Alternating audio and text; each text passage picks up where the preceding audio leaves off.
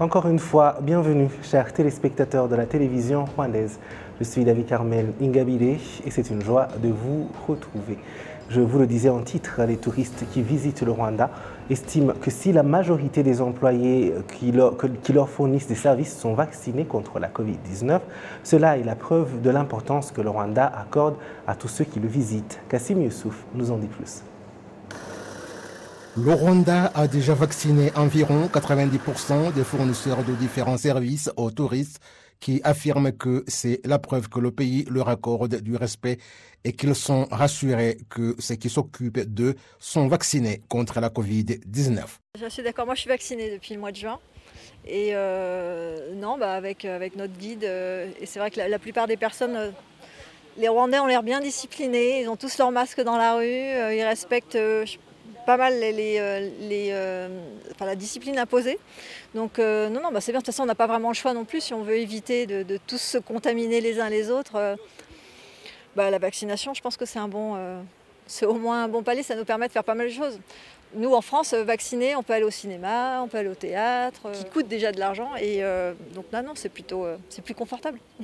C'est un respect envers les clients.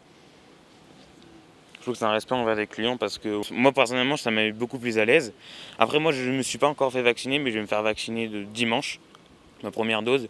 Et je sais que c'est bien de se faire vacciner parce que certaines personnes ne veulent pas et je trouve que c'est bête en soi. Parce que quand tu te vaccines, tu te protèges toi et les autres.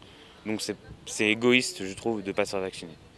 Les employés qui fournissent différents services aux touristes affirment avoir beaucoup de chances d'accomplir leur travail sans souci d'être infectés de la Covid-19 et être malades jusqu'à atteindre la situation critique. Les directeurs de certains hôtels qui hébergent des touristes qui visitent le Rwanda admettent que ce secteur est parmi ceux dont la majorité des employés sont vaccinés. I feel very comfortable. Coming to work, I feel very comfortable for Je me sens tranquille chaque fois que je viens au travail. J'accueille les employés et ils en sont satisfaits et nous apprécions recevoir à l'hôtel des visiteurs de l'intérieur et de l'extérieur. Le commerce va mieux par rapport à l'année dernière, même s'il n'a pas encore atteint le niveau de 2019. Maintenant, il y a des visiteurs qui sont venus, notamment des basketteurs. Ce n'est pas encore tel que nous le souhaitons, mais c'est chaque mois de mieux en mieux. It's not as good as we wish it to be, but it is picking up. It is getting, every month it's getting a little bit better. Le directeur en charge des agences de tourisme et des hôtels à l'agence rwandaise de développement, Emmanuel Nsabimana, indique que plus de 90% des employés des hôtels 4 et 5 étoiles et des restaurants qui accueillent des visiteurs internationaux sont vaccinés. Pour gagner la confiance de celui qui vient à vous et qu'il sente que la sécurité de sa santé est sans problème, la vaccination était l'un des objectifs pour gagner la confiance de ceux qui visitent notre pays. La raison de cela, c'est que la plupart des touristes posent des questions aux employés à leur service s'ils sont vaccinés. S'ils ne sont pas vaccinés, ils ne se plaignent pas directement, mais ils transmettent parfois des rapports à l'aéroport ou nous contactent à notre adresse à RDB pour demander pourquoi les employés des hôtels et des restaurants ne sont pas vaccinés et cela nous a poussé à faire en sorte que ces employés soient parmi les priorités, surtout ici à Kigali, où se trouve la porte d'entrée des touristes. Telle est donc l'une des raisons qui ont fait qu'ils soient parmi les premiers à être vaccinés, car c'est pour assurer leurs clients, surtout qu'ils veulent savoir si la sécurité de leur santé en ce qui concerne la protection contre la Covid-19 est assurée. En plus de la vaccination, les employés de ces hôtels et restaurants effectuent toutes les 2 semaines le test de dépistage de Covid-19 et les touristes effectuent le test avant d'être accueillis. Le gouvernement chinois a offert 200 000 doses du vaccin Sinopharm au Rwanda en vue d'aider le pays à faire face à la pandémie Covid-19. Le ministère rwandais de la Santé annonce que ces vaccins seront distribués dans 8 districts du pays fortement touchés par le virus. Patrick Nilidandi nous donne plus de détails. Cette eau Ce jeudi matin, que ces 200 000 doses de vaccins Sinopharm sont arrivées au Rwanda par la voie des airs en provenance de la Chine. L'ambassadeur de Chine au Rwanda, Juan Wonghui, a déclaré que cette aide du gouvernement chinois est une marque de l'excellence de relations entre les deux pays. We assisted each other with every areas. Notre collaboration est multiforme et ceci montre la qualité de nos relations. Les deux pays sont des bons partenaires et j'ai bon espoir que le Rwanda gagnera sa bataille contre la Covid-19 grâce à la bonne gouvernance de son Excellence le président de la République Paul Kagame.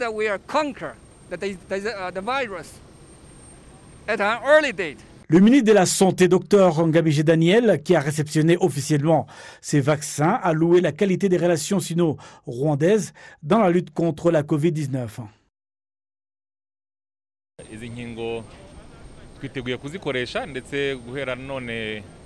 Nous sommes prêts à utiliser ces vaccins dans les 8 districts durement touchés par la Covid. Ce don de ces vaccins montre la qualité des relations entre nos deux pays. Après avoir vacciné les seniors, nous avons atteint maintenant les personnes âgées de 30 ans et plus. Le ministre de la Santé a ajouté que le programme de vaccination va se poursuivre et que le Rwanda s'est fixé comme objectif de vacciner au moins 60% de sa population. Depuis le lancement au mois de mars dernier de la campagne de vaccination à la Covid-19, près d'1 million de Rwandais ont déjà reçu au moins une dose de vaccin contre la pandémie. Mis à part les dons de vaccins que le pays reçoit, de nombreux vaccins sont également achetés par le Rwanda afin d'atteindre l'objectif qui s'est fixé, celui de faire vacciner au moins 60% de sa population. Joséphine Murphy-Wukourou et Jocelyne Alexandre Butoyi, des jumelles rwandaises résidant au Canada, disent que le lot de terre en district de Bugesera, que le président de la République Paul Kagame leur a accordé, est exploité avec des activités visant la promotion et le bien-être social. Kassim Youssouf. C'est au cours de l'activité de Rwanda Day à Toronto, au Canada, en 2013, que les jumelles rwandaises, Joséphine Murphy-Wukourou et Jocelyne Alexandre Butoyi, ont demandé au président de la République, Paul Kagame, un terrain où installer des activités visant la promotion du bien-être social au Rwanda. Nous avons à maintes reprises demandé au gouvernement rwandais un terrain, mais c'est maintenant que nous parvenons à exposer notre requête à vous, Excellences. Nous voudrions que vous nous aidiez à trouver un terrain. Nous résidons ici au Canada, mais nous pouvons y construire un immeuble. Nous estimons avoir beaucoup de choses à réaliser au Rwanda en tant que notre pays d'origine. Le président de la République, Paul Kagame, a favorablement répondu à la demande des jumelles. C'est simple. When you go to Rwanda, as you say you many times do. C'est simple. Comme vous avez dit que vous vous rendez souvent au Rwanda, approchez des dirigeants dont la directrice de RDB, le maire, toutes ces personnes aident les gens à trouver ce qu'ils désirent. C'est une chose simple. So it's a simple thing. Par l'intermédiaire de l'Agence rwandaise de développement RDB et le district de Bugesera, les jumelles Wukourou et Butoyi ont obtenu en 2015 une propriété de 2,5 hectares dans le secteur de Nyarugenge en district de Bugesera. Depuis 2017, un centre de développement de la petite enfance a été construit et 87 enfants y font leurs études depuis cette année scolaire. Butoyi et Wukourou ont créé l'organisation Shelter Them que dirige Jules Higiro. Il indique que ce centre accueille gratuitement des enfants qui reçoivent le matériel dont ils ont besoin. Nous cherchions où l'on peut s'occuper des petits-enfants de 3 à 6 ans en ce qui concerne l'alimentation, l'hygiène, l'éducation, les protéger contre la violence et où ils peuvent s'épanouir et que leur intelligence puisse se développer à temps et les aider à mieux réfléchir.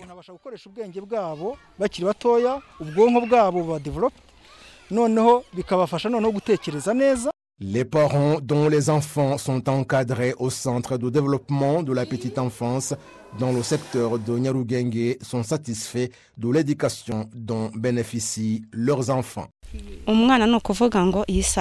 Mon enfant s'exprime en anglais, il apprend à chanter en anglais, il étudie les maths en anglais et en kinyarwanda. Et puis, il est nourri, on lui donne du matériel didactique, des souliers et la tenue scolaire. L'avenir de l'enfant sera meilleur et l'enfant apprécie davantage étudier. Si mon enfant étudie dans de bonnes conditions, il va progresser. Il poursuivra ses études secondaires et encore plus. S'il est par exemple médecin, il sera utile pour les gens en général et cela nous permettra d'avancer. Les activités que les jumelles Bukuru et Butoyi ont initiées ont permis à des familles indigentes du district de Bugesera à trouver de l'emploi. Il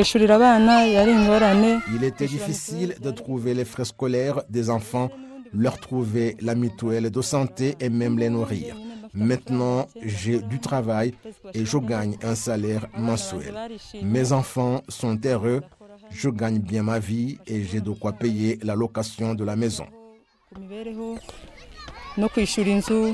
Joséphine Murphy Bukuru et Jocelyne Alexandre Butoyi sont très reconnaissantes au président de la République qui a accordé de la considération à leurs demandes et affirment qu'elles ne failleront pas dans leurs efforts de développement de leur mère patrie. So we just really want to extend our gratitude to the government of Rwanda. Nous sommes très reconnaissantes au gouvernement rwandais, particulièrement au président Paul Kagame, qui nous a donné un terrain par l'intermédiaire de RDB. Cela nous a aidé à construire le Rwanda en nous préoccupant aux familles du district de Bugesera. Nous y avons construit l'année dernière 5 maisons où des familles nécessiteuses ont été installées. Nous remercions également tous les Rwandais qui ont accepté de collaborer avec nous dans la construction de notre pays. Nous leur remercions beaucoup.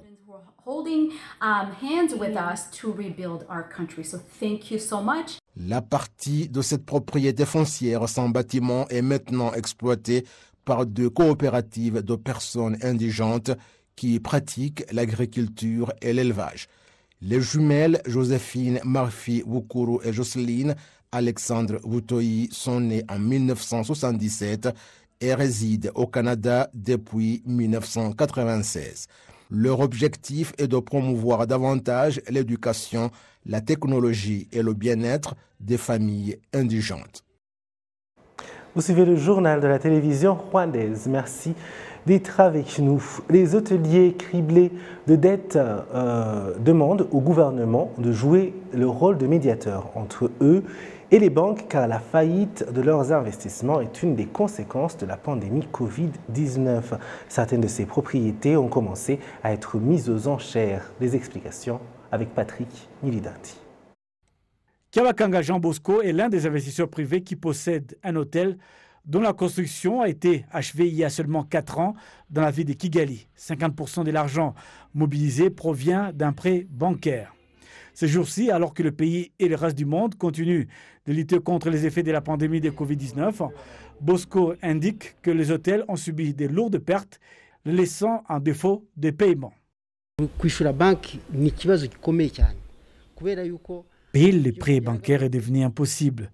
Les clients sont rares et même ceux qui viennent nous donnent peu d'argent.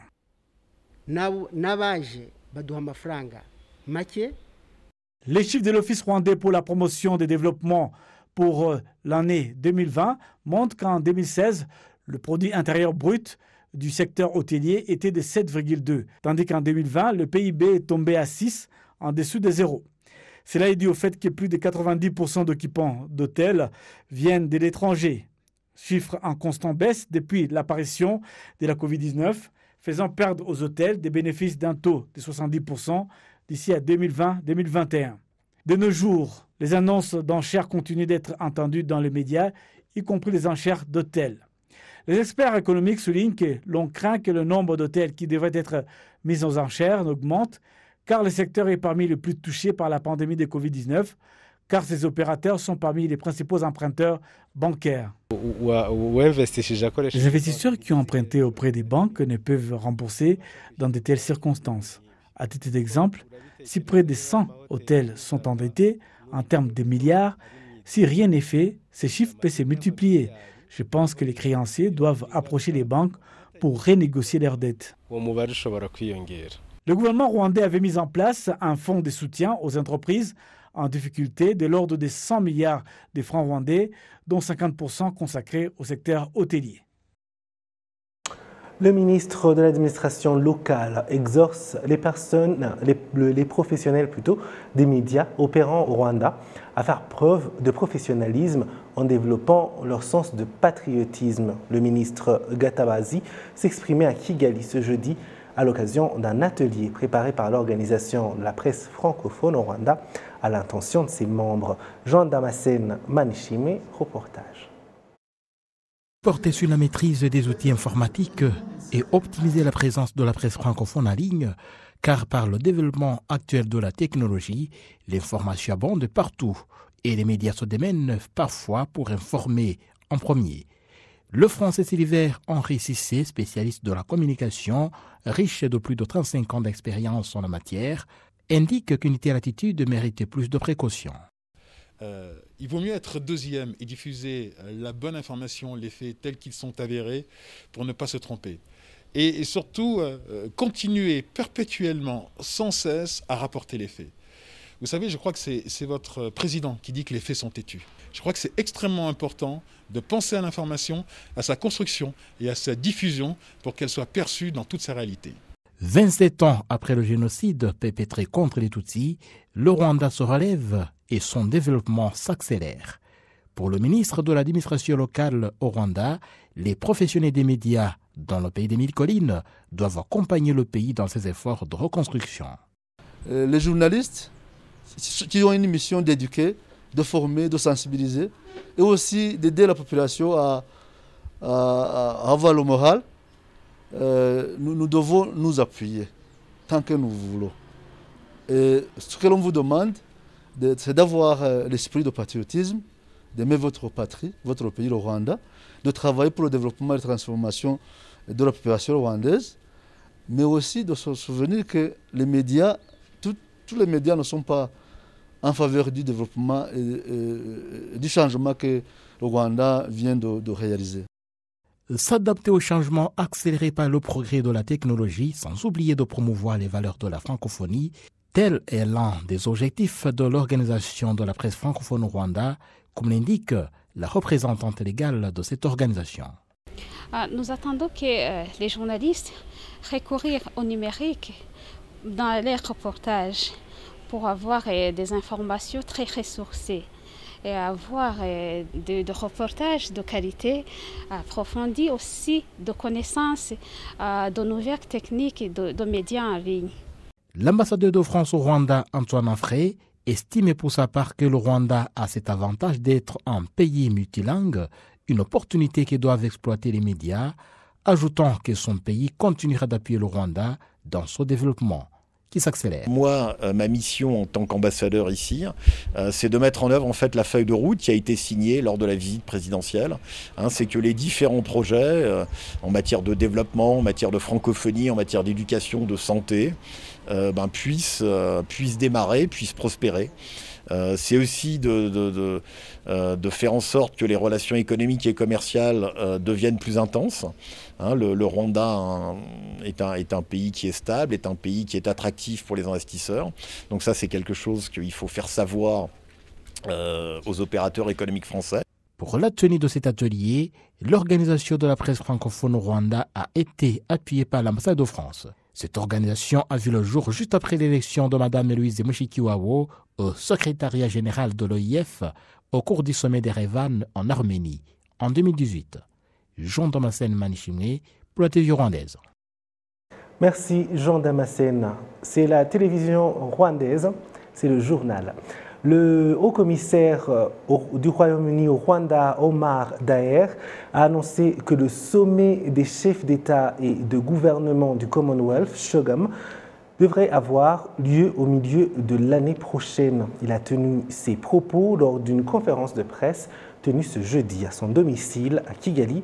Cette conférence de presse s'est concentrée autour d'un éventail de sujets, y compris les efforts pour l'amélioration des relations bilatérales entre le Rwanda et le Royaume-Uni, la coopération commerciale, entre autres. Dans une interview accordée à RBA en marge de cette conférence, l'ambassadeur Omar Daher a également évoqué la question des Rwandais figurant sur la liste rouge des pays non autorisés à entrer au Royaume-Uni en raison de la pandémie de Covid-19. La question des fugitifs du génocide rwandais contre les Tutsis vivant librement au Royaume-Uni et le commerce, la gouvernance et la lutte contre le changement climatique parmi les principales priorités au cours de sa période de service. L'ambassadeur Omar Daher a remis ses lettres de créance au président Paul Kagame, l'autorisant à représenter le Royaume-Uni au Rwanda le 28 du mois dernier en remplacement de Joe Lamas.